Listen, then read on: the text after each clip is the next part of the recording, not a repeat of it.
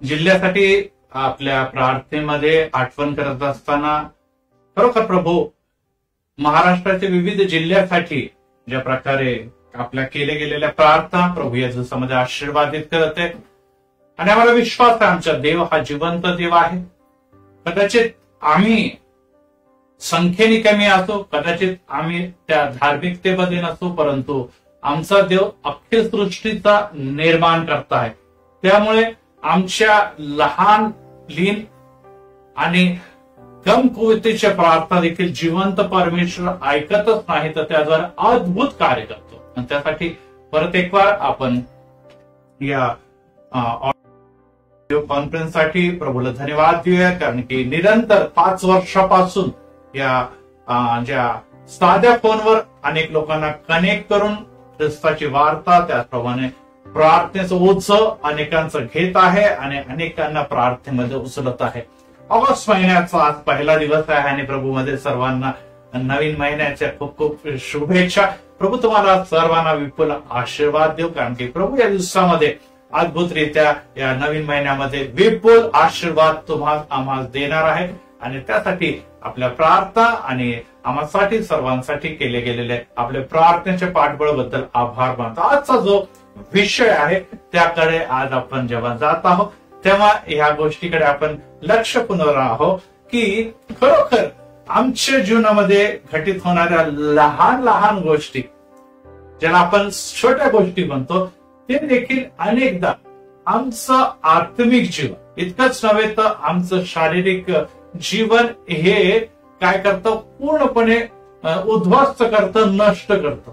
आणि यामुळे अनेकदा आपण लहान सहान गोष्टीकडे दुर्लक्ष करून चालणार नाही.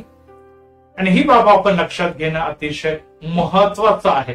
विशेष करून आपण जेव्हा डॉक्टरकडे जातो आणि डॉक्टर म्हणतो अहो एवढ्या उशिरा काय केलं, इतके दिवस तुम्ही काय केलं, कारण की तुमचा आजार जो आहे तो खूप वाढलेला आहे आणि त्यामुळे तुमचे अवयव जे आहेत ते खराब झालेले आहे. जसं शुगर आहे किंवा बीपी आहे त्यामुळे हार्ट खराब झालं, शुगरमुळे तुमचं शरीर पोखरलं गेलेलं आहे. आणि अशा गोष्टी ज्या लहान आहेत आम्ही योग्य वेळी त्याच्याकडे लक्ष देत नाही, दुर्लक्ष करतो आणि ते पुढे जाऊन डोंगराप्रमाणे आमच्यासाठी मोठ्या समस्या घेऊन येतात. आणि परिणाम हा होतो की त्यातून सावरणं कधी कधी अशक्य असं होऊन बसतं. आणि त्यासाठी आज जेव्हा आपण देवाच्या वचनाकडे जाणार आहोत तेव्हा ही गोष्ट लक्षात ठेवा की आत्मिक जीवनामध्ये देखील हीच बाब घडते की आम्ही अनेकदा लहान गोष्टीकडे दुर्लक्ष करतो, त्यामुळे मोठ्या गोष्टीच्या अपराधात पापात आपण सवडतो. देवाचं वचन देखील सांगतं की नियमशास्त्राचे 10 अध्याय त्याच्यापैकी एक जरी मोडली तर तुम्हाला 10 आज्ञाचं बदल्यामध्ये मिळणारे जे पण देवाचा शाप आहे किंवा आपण म्हणूया की दंड आहे ते भोगावं लागणार. म्हणजे आपल्याला पूर्णपणे विश्वासू राहणं अत्यंत गरजेचं आहे. पवित्र शास्त्राचे काही उदाहरण पाहूया ज्यामध्ये लहान गोष्टीमध्ये जे लोक आहेत ते मागे पडलेले आहेत. आणि त्यामध्ये जेव्हा आपण दावीद राजाच्याकडे बघतो तेव्हा सैन्य जेव्हा लढण्याकरता गेलं तेव्हा हे युद्ध फार मोठं नाही असं म्हणून जेव्हा दावीद राजा त्याकडे गांभीर्याने घेत नाही आणि घरीच तो थांबतो. आणि पहाटे तो जेव्हा आपल्या बाल्कनीमध्ये फिरत असताना त्याची दृष्टी बेशेब्याकडे जाते आणि पुढे आपल्याला असं दिसतं की त्या रिकामा आणि ते लहान अशा अपराध ज्याला बेशेबाबरोबर त्यांनी व्यभिचार केला आणि पुढे जाऊन त्याच्या पतीची हत्या केली. आणि त्यामुळे तो एवढा मोठा राजा असून देवाचा आवडता असा राज्य आहे. दाविदाच्या घराण्यात एक पुत्र जन्माला ज्याचं नाव ख्रिस्त प्रभू आहे तो दावीद. आपल्याला असं दिसतं की मोठ्या अधर्म आणि पापामध्ये पडलेला आहे आणि त्याच्या अनेक पिढ्यांनी त्याचं दंड भोगलेला आहे. त्याप्रमाणे पवित्र शास्त्रामध्ये आपण बघतो की एक प्रभूचा शिष्य येशू ख्रिस्ताचा शिष्य जो 30 रुपयाच्या मोबदल्यात धनाचे इथे आपण बघितलं की देहिक वासना, दुसऱ्या बाजूला दिसतं की धन 30 रुपयाच्या धनाच्या मोबदल्यात ते किरकोळ आहे. आपल्या स्वामीला आपल्या प्रभूला तो काय करतो, निश्चित शत्रूंच्या हाते स्वाधीन करतो. आणि परिणाम काय होतो, तसं दाविदाला त्याच्या वंशाला शाप भोगावा लागला. हा मृत्यू आणि गळफास घेऊन मृत्यूच्या दारी पोहोचलेला आहे. त्याचप्रमाणे आपण गेहजीच्या बद्दल विचार करतो आणि तेव्हा गेहजी ज्याला निश्चितच अलिशा आणि त्याचे बद्दल जेव्हा आपण विचारतो की अलिशाने जे नामान कोडीला बरं केलं त्याबद्दल त्याला पुष्कळ गोष्टी ऑफर केलेल्या होत्या, परंतु अलिशा प्रभूचा सेवक होता. तो म्हणतो जे मला मोफत मिळालेला, कारण की हा कुष्ठरोग मी घालवलेला नाही. यार्देन नदीमध्ये 7 वेळेस बुडी मारल्यानंतर ते जिवंत परमेश्वराने हा रोग घालवलेला आहे. त्यामुळे जो मला फुकट कृपादान देवाने दिलेले ते तुझ्याकडून मी का घेऊ.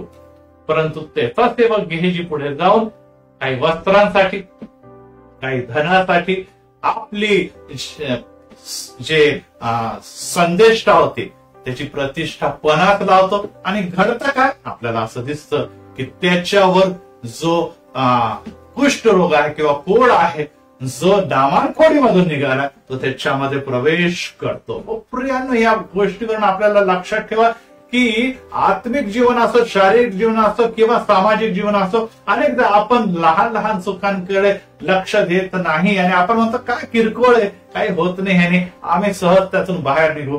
परंतु आजच्या दिनी आपल्याला या वचनाच्या द्वारे त्याकडे गांभीर्याने घेणं अतिशय गरजेचं आहे. आपण बघतो की येशूच्या मागे अतिशय उत्सुक असणारा, अतिशय आवेशी असणारा पेत्राच्या जीवनामध्ये देखील काय घडलेलं.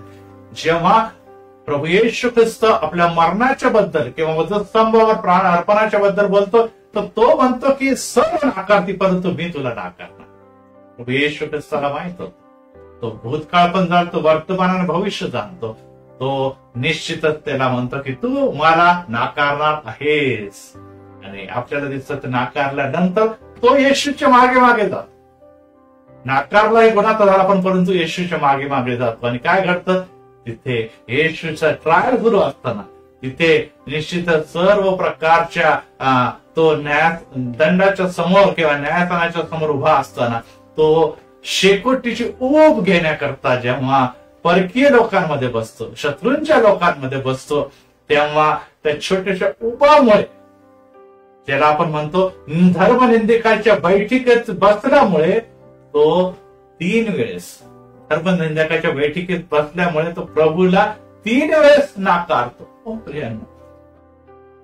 3 वेळेस नाकारणारा हा पेत्र देखील आम्हाला दिसतोय. सर्व सेवक वर्ग, हे सर्व महान लोक आहेत ज्यांनी मोठी सेवा अर्पिलेली आहे. यहूदा इस्करियोतला सोडलं तर सर्व जणांनी शेवटपर्यंत प्रभूची सेवा केलेली आहे. परंतु प्रियांनो, ते देखील या लहान चुकीची मोठी सजा किंवा मोठं दंड भोगण्याचे कारणीभूत ठरलेले आहे. आणि त्यामुळे आज आपल्याला ही बाब लक्षात ठेव की जो लहान लहान गोष्टीबरोबर विश्वास राहतो ते मोठ्या गोष्टीसाठी पात्र असे ठरतात. आज आपण अनेक जण म्हणतात की काय वर्षानुवर्ष आम्ही प्रार्थना करतो, वर्षानुवर्ष आम्ही बायबल वाचतो, वर्षानुवर्ष आम्ही देवाकडे मागतो, पण आम्हाला उत्तरच मिळत नाही. त्याचं कारण हे देखील असू शकतं की अद्याप आपण लहान सहान आपल्या जीवनामध्ये असलेले पाप आणि दुष्कर्म आणि देवाला न आवडणाऱ्या गोष्टी आज्ञाभंग ह्यापासून दूर झालेल्या नाही.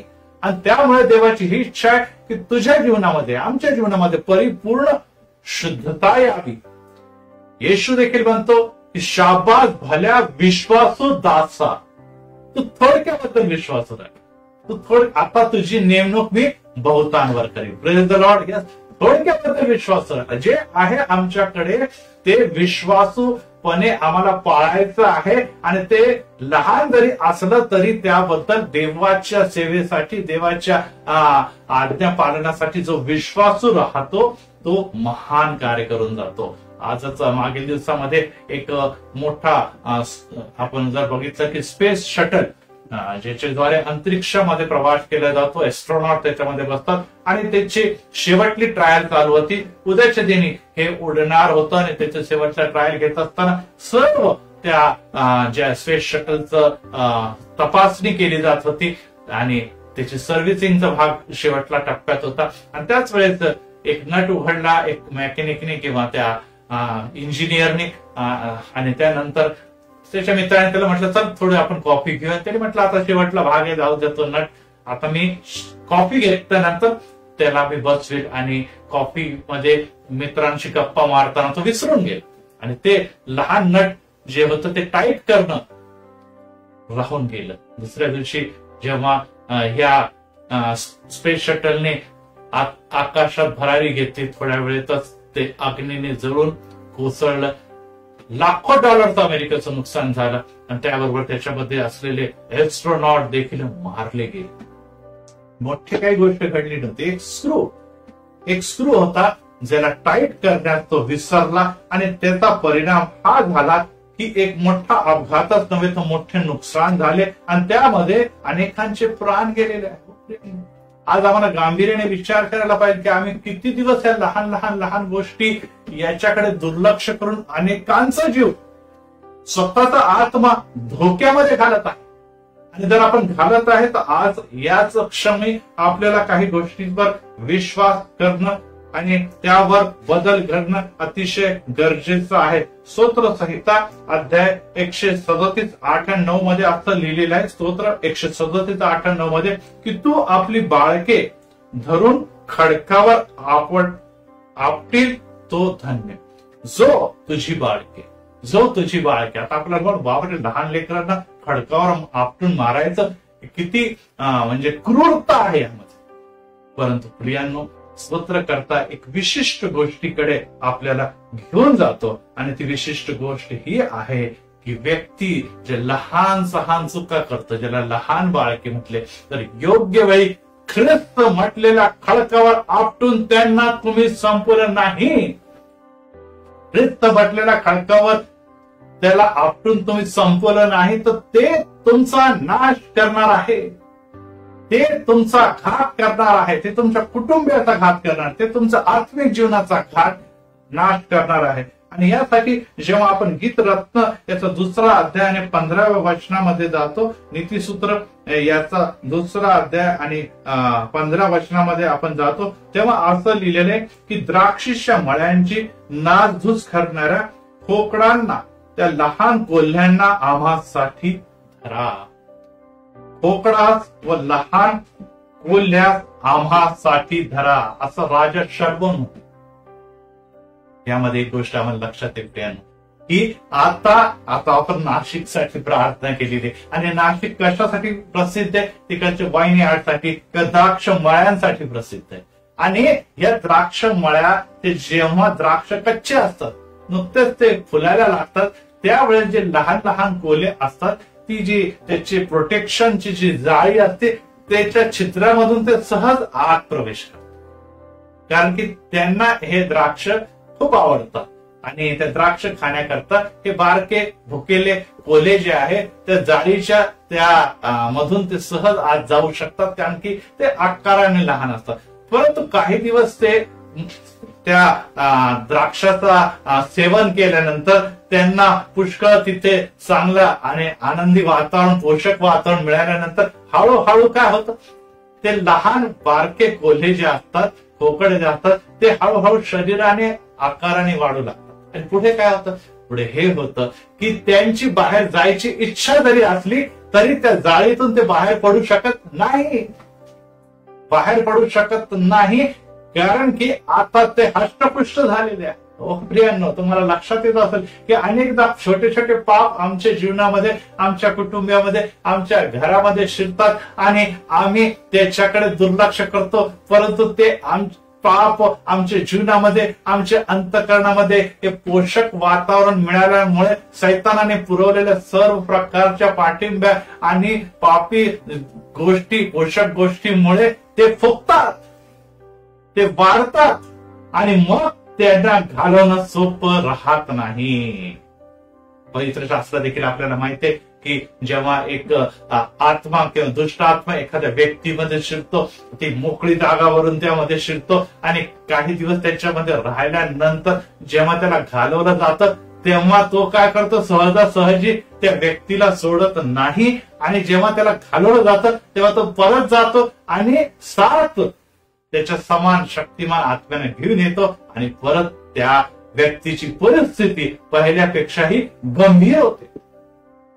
आणि यासाठी प्रियांनो, ही बाब आपल्याला लक्षात ठेवणं गरजेचं आहे की हा कोल्हा जो असतो तो लहान असताना जर त्याला आपटून मारला, जर त्याला तिथे संपवण्यात आलं, तरच पुढे जाऊन त्या ज्या द्राक्ष मळ्याची काय होऊ शकते, सुरक्षा होऊ शकते. नाही तर तो बाहेर जर गेला नाही तर तो पूर्ण टीम पूर्ण द्राक्ष मळ्याला उद्ध्वस्त केल्याशिवाय राहणार नाही. प्रियानो, आज आम्हाला गांभीर्याने विचार करण्याची गरज आहे की असे कोणते लहान पाप आहे, असे कोणते लहान सहान गोष्टी ज्याकडे आम्ही आजवर दुर्लक्ष करत आलेलो आहोत. कदाचित ते दुर्लक्ष करण्यासारखे देखील आपण मानत नाही, काही नाही, ते होत आहे, चालत आहे, आणि असं म्हणून आपण त्याच्याकडे दुर्लक्ष करत आलो. परंतु ते हळूहळू आता मोठे व्हायला लागलेले आहे, ते हष्टपुष्ट व्हायला लागले, आणि ते तुमचे आत्मिक जीवन, शारीरिक जीवन आणि कौटुंबिक जीवनाचा नाश लोकरच करणार आहे. स्वतःला आवरा, स्वतःला कंट्रोल करा आणि देवाला म्हणा, देवाच्या आत्म्या, मी तुझ्याकडे प्रार्थना करतो, तुम्हाला ते पाप दाखव, ते गुन्हे दाखव, त्याबद्दल गांभीर्याने मी बघावा अशी कृपा आणि दया कर. कारण की जर वेळेवर मी ख्रिस्त बाटलेल्या खडकावर त्या बाळकास आपटले नाही, त्या पापास आपटले नाही, तर वेळ आता येणार आहे की ते मला आठवून मार, ते मला संपवतील.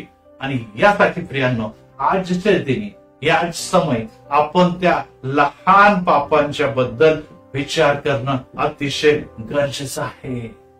प्रियांनो, जेव्हा आम्ही कुठे गोव्याला जातो किंवा समुद्राकाठी जातो आणि काय होतं, ते आपण समुद्रामध्ये एन्जॉय करतो आणि पुष्कळ वेळ समुद्रात राहतो, पाण्यामध्ये खेळतो, परत एक बार घरी येतो, आणि घरी आल्यानंतर हेच होतं की आपण जेव्हा रात्री झोपायला जातो तेव्हा अनेकदा आपल्या कपड्यांमध्ये वाळूचा छोटासा कण येतं आणि आपल्याला रात्रभर झोप लागत नाही. जोपर्यंत वाळूच्या कणाला आपण झटकून देत नाही तेव्हा आपलं अनइझी आपण होऊन जातो.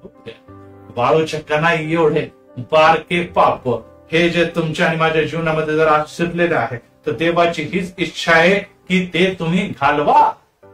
वाळूचा एक कण घड्याळाची कार्य बंद करू शकतो. आज हे वाळूचे कण तुमची आध्यात्मिक वाढ जर खुंटवत आहे, रोखत आहे, थांबवत आहे, तर आता आपल्याला वळून बघण्याची अत्यंत गरज आहे. नीतिसूत्र याच्या 23वा अध्याय आणि 31व्या वचनामध्ये एक आणखीन एक महत्वाचा विषय सांगितला आहे, आणि विशेष करून पुरुष वर्गांसाठी, तरुण लोकांसाठी. आणि या दिवसामध्ये मी जेव्हा न्यूजपेपर वाचत होतो त्यामध्ये लिहिलेले की आता लहान लेकरं देखील ज्या पानटपरीवरून वेगवेगळ्या प्रकारचे ड्रग्स किंवा अनेक गुंगीचे पदार्थ म्हणूया, नशिले पदार्थ म्हणूया, त्याचं सेवन करू लागले. आणि त्यांनी खूप धक्कादायक माहिती आज लोकमतमध्ये दिलेली आहे की त्यामध्ये पुणे येथली जवळपास 50% मुलांमध्ये हे गुण आढळलेले आहेत. धक्कादायक बातमी. शाळेत जाणारे सहज छोटे छोटे जे आहे त्या गोळ्या ज्याच्यामधून हे आपण म्हणूया की नशिले पदार्थ हे ते घेतात आणि ती त्यांना सवय लागते, आणि मग हळूहळू हळूहळू ही सवय वाढत वाढत वाढत जाते. आणि त्यामध्ये आपण नीतिसूत्र याच्या 23-31 मध्ये बघतो की द्राक्षरस कसा तांबडा दिसतो, प्याला कसा चमकतो, घशातून खाली कसा सहज उतरतो, हे पाहत बसू नको, पाहत बसू नको. द्राक्षरस तांबडा आहे, दिसायला सुंदर आहे, चकचकीत आहे, आणि एन्जॉय करण्यासाठी पार्टीमध्ये त्याच्याशिवाय मजा नाही असा विचार करून लोक आजकाल बसतात. आणि आपण म्हणतो काय, कधी कधी एक एन्जॉयमेंट म्हणून, एक पार्टी म्हणून कधीतरी काहीतरी घेतलं तर काय फरक पडतो, काय फरक पडतो असा आपण विचार करतो आणि त्याला गांभीर्याने घेत नाही. आणि त्याचा परिणाम हे सुरुवात कुठेही निश्चितच थोड्या एक प्यालापासूनच, एकच प्याला, काही फरक पडत नाही. तेव्हा मला चढत पण नाही हो, काही नाही, आम्ही एकदम नॉर्मल राहतो. येस, आज एक प्याला चढत नाही, उद्या 2 प्याले 3 प्याला, कधी क्वार्टर पण तुम्हाला चढणार नाही. ही सवय आहे प्रेम. परंतु एकच गोष्ट लक्षात ठेवा, हे तुमच्या मतीला, हे तुमच्या बुद्धीला काय करतं, बांधतं. का नशिले पदार्थ, का ह्या पदार्थ आपण घेऊ नये, त्याचं एकच कारण की तेव्हाचा आत्मा तुम्हाला आणि मला चालवतो. रिपीट करतो, तेव्हाचा आत्मा तुम्हाला आणि मला चालवतो. परंतु जेव्हा आपण असं ड्रग्स घेतो किंवा अशा प्रकारचे वाईन घेतो, दारू पितो, तेव्हा दारूचा आत्मा, नशाचा आत्मा तुम्हाला आणि मला चालवतो. आणि हे देवाला आवडणारे बाब नाही, हे पाप आहे. आणि ही बाब तुम्ही लक्षात ठेवणं अतिशय गरजेचं आहे. आणि यासाठी संत पौल देखील पहिल्या तिमोथेमध्ये हे जे पत्र म्हणतो ते सर्वांना फार आवडतं. आणि ते म्हणतात, अहो पवित्र शास्त्रामध्ये देखील हे सर्व लिहिलेलं आहे, तर आम्ही घेतलं तर काय फरक पडतो. पहिल्या तिमोथेमध्ये येणे प्रकारे लिहिलेलं आहे, पहिल्या तिमोथेचे पत्र, की संत पौल म्हणतो की थोडी तू घेत जा. पहिले तिमोथी 5:23 मध्ये लिहिलेलं आहे. त्यामध्ये असं लिहिलेलं आहे की यापुढे नुसते पाणी पितच राहू नको, तर आपल्या पोटासाठी वारंवार होणाऱ्या दुखण्यासाठी थोडे द्राक्षरस घे. हे तिमोथ्याला, तरुणाला संत पौल सल्ला देतो. अनेक जण म्हणतो की पवित्र शास्त्रात पण लिहिलं थोडे लिह, थोडंच प्या, काही फरक पडत नाही. ते औषध असतं, पाळत्यात ते औषध असतं. अनेक जण औषध करता करता त्यांना औषधावर जगावं लागतं, कारण की त्यांनी ते औषध जे आहे ते औषधाने त्यांचं जीवनच बनवून गेलं. परंतु या वचनाच्या अगोदरच्या वचनाकडे ते बघत नाही. या वचनाच्या अगोदर देखील काय लिहिलेले आहे त्याकडे देखील आपण जाऊ, की उतावळीने कोणावर हात ठेवू नको, दुसऱ्याचे पाप तुझ्या अंगी असू नये. उतावळपणा करू नको. तो पापी आहे, तो ग्रुप पापी आहे, तुझे मित्र पापी आहे, त्यांच्या गुणांना तुझ्यामध्ये येता कामा नये. आपणा शुद्ध राख. पहिले तिमोथी 5:23 अगोदरचं 22वं वचन म्हणत आहे की उतावळेपणात हे गोष्ट करू नको, कारण की हे दुसऱ्याचे पाप आहे, हे पापी जनांचे गुण आहे, ते तुझ्यामध्ये उतरतील. आणि यासाठी तू स्वतःला सावर. तिमोथ्या, तू स्वतःला सावर. आज ऐकणारे, आज या वचनाला विशेष करून लक्ष देणारे प्रत्येक लोकांना या वेळेस मी सावध करू इच्छितो की एकच प्याला काहीच होत नाही असं म्हणून आजवर आपण अनेकदा या लहान पापाकडे, या लहान खोकड्याकडे, या लहान अधर्माकडे दुर्लक्ष केलेलं आहे. आणि त्यामुळे आज आम्ही अनेक पापां अधर्मामध्ये सापडत आहोत. आमचं व्यसन वाढत चाललेलं आहे, आमचे विचार दूषित झालेले आहे, आमचे कर्म निश्चित दूषित झालेले आहे. आणि दाविदासारखे कुठे कुठे आम्ही व्यभिचारात सापडले, आम्ही राजा आहोत, आम्ही पाहिजे ते करू शकतो. आम्ही पेत्राप्रमाणे ते शेकोटी करत असताना एक दोनदा प्रभू येशू ख्रिस्ताचा नाकार करतो. काय फरक पडतो? कोण आम्हाला बघतं? अंधारामध्ये सर्व शत्रूंच्या मध्येच आम्ही नाकारलं, कुठे देवाला माहिती. आणि असं म्हणून आपण त्याकडे दुर्लक्ष करतो. गेहजी प्रमाणे धनसंपत्ती मला मिळावी अशी लाच आणि पैसा आणि चुकीच्या मार्गाने आपण धन कमवतो. आणि परिणाम हा होतो की कुठे कळणार आहे, परंतु एलिशाला जेव्हा कळतं तेव्हा देवाचा क्रोध त्याच्यावर उतरतो. आणि घडतं काय? घडतं हे की तो परत एक बार कोड आणि भरतो. त्याचप्रमाणे यहूदा इस्करियोतच्याकडे जर आपण बघितलं तर जो प्रभूचा एक मोठा सेवक आणि वेगळ्या प्रकारची सेवा करण्यासाठी त्याला प्रभूने निवडलेलं होतं. काय घडलेलं आहे त्याची सेवा? 30 रुपयाच्या मोबदल्यात आपल्या प्रभूला त्यांनी धरून दिलेलं आहे. परिणाम हा झाला की तो मृत्यूच्या द्वारी गळफास घेऊन आत्महत्या करणारा व्यक्तीमध्ये सापडलेला आहे. आज आपण या सर्व गोष्टीकडे लक्ष लावत असताना प्रभूमध्ये मी तुम्हाला हे सांगू इच्छितो की फसवणाऱ्या गोष्टी, लहान सहान गोष्टी, सैतान, जग व देहिकता तुमच्या आणि माझ्यामध्ये पेरत असताना या दिवसामध्ये प्रभू म्हणतो सावध हो.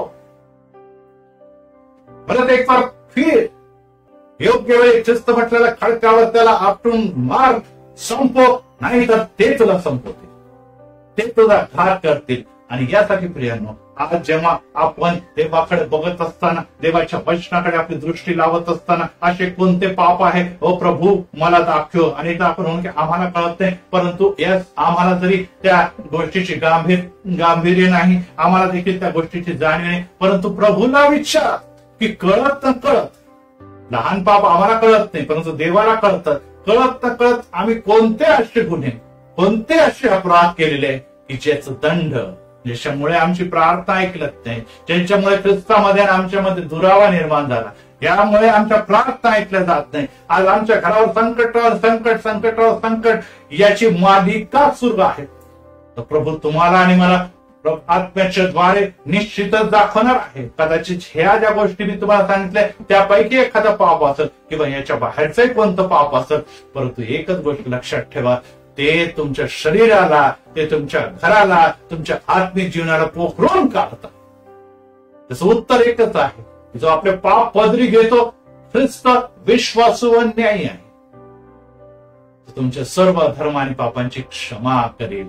परंतु प्रियांनो, परत एक बार त्याकडे फिरता कामा नये. या दिवसामध्ये आपल्या हातामध्ये मोबाईल आहे, या दिवसामध्ये आपल्याकडे वेगवेगळ्या प्रकारचा मीडिया आहे आणि त्याद्वारे देखील अनेक पाप, अनेक अशुद्ध गोष्टी तुमच्या आणि माझ्या जीवनामध्ये शिरत आहे आणि याकडे आपण दुर्लक्ष करत आहोत. एक महत्वाची गोष्ट, एक जीवन आयुष्य आवश्यक गोष्ट ही आमच्या हातामध्ये, परंतु ही हातामध्ये असताना याद्वारे देखील सैतान अनेक पाप अधर्म आमच्यामध्ये जर पेरत असेल तर त्याबद्दल देखील सावध असणं अतिशय गरजेचं आहे.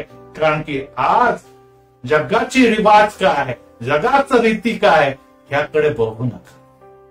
हो प्रियानो, जगातल्या गोष्टी जगामध्ये संपतील, परंतु आम्ही ह्या जगाचे नाही, आम्ही या जगाचे लोक नाही. आमचा देश सियोन आहे आणि लवकरच आमचा प्रभू येत आहे, आम्हाला घेऊन जाणार आहे. परंतु कोणाला घेऊन जाणार?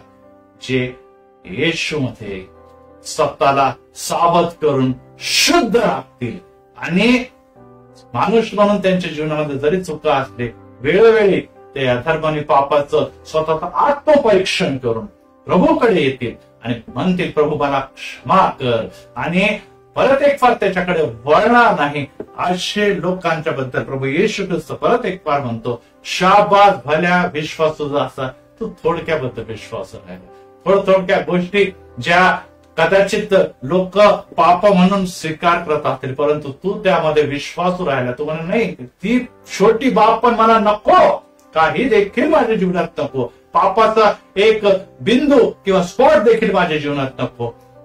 त्यांना मी बहुतांवर नेमणूक देईन. आणि यासाठी प्रियांनो, आज परत एक बार आपल्या हृदयाच्या अंतःकरणाचं परीक्षण या पहिल्याच दिनी, ऑगस्टच्या पहिल्या दिनी, 7 महिने या वर्ष 2025 संपलेले, उर्वरित 5 महिन्यामध्ये प्रभूने दिलेले सर्व आशीर्वाद जे आजवर थांबलेले प्रभूमध्ये आजच रिलीज होत असताना आपण आपले नेत्र त्याच्याकडे लोय, तेल व पाणी यावर देखील आता प्रार्थना केली जात असताना या विशेष करून प्रेयर टॉवर आणि फाईलसाठी आपण प्रार्थना करूया, नाशिक जिल्ह्यासाठी प्रार्थना करूया आणि 5 वर्षाचा हा प्रवास उर्वरित 5 महिन्यामध्ये आणखीन वृद्धिंगत व्हावं यासाठी प्रार्थना करूया. डोळे दाखवूया. प्रभू राय, आम्ही तुला धन्यवाद आणि गौरव देतो, कारण की या रात्रीच्या समय तुझ्या वचनाच्या द्वारे, तुझ्या पवित्र वचनाच्या द्वारे आम्ही परत एक फार तुझ्या जवळ बघत असताना तू आम्हाला परत एक फार उद्देशून हे सांगते की लहान पाप, छोटे पाप याकडे देखील तू दुर्लक्ष करू नको.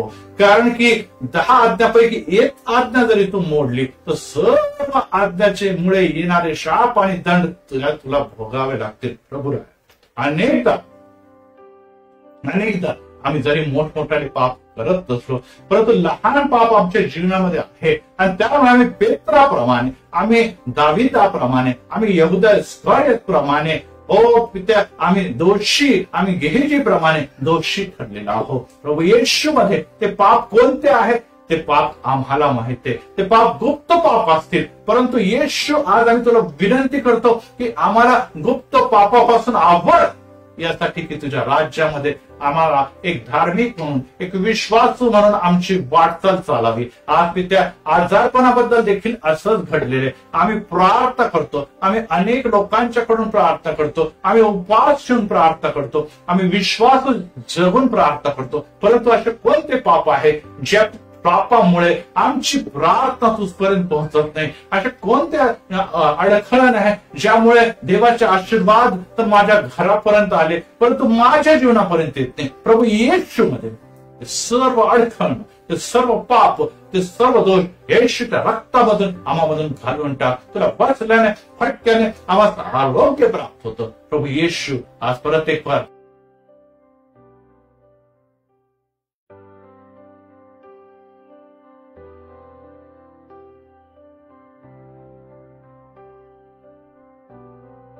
सादर होत आहोत. अनेकांना तू या दिवसामध्ये या निश्चित निर्जीव गोष्टीच्या द्वारे आशीर्वाद दिलेला आहे.